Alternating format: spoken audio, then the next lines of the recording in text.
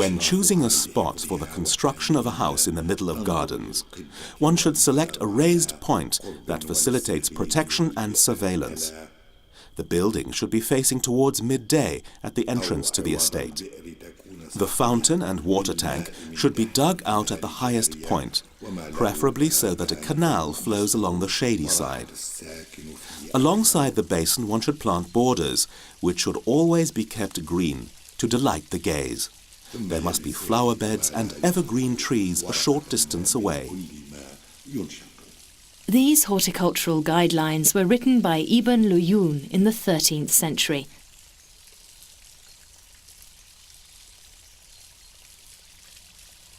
Beyond a gully on the slopes of the Cerro del Sol is the site where the Generalife was built at the end of the same century, country house and summer residence of the sultans.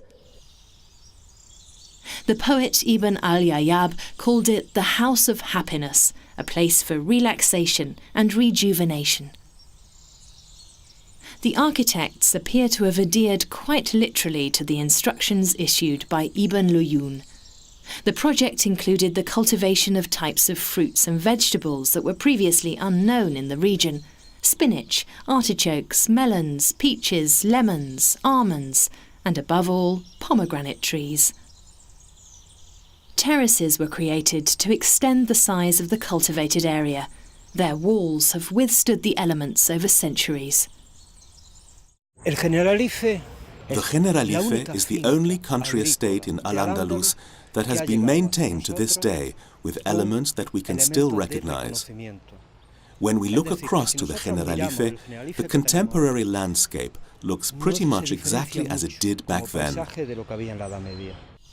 But the Generalife wasn't just a country estate, it was also a summer palace. Just as at the Alhambra, the gardens play an important role. The aesthetic approach of the Nasrids knows no clear distinction between architecture and nature, between house and garden.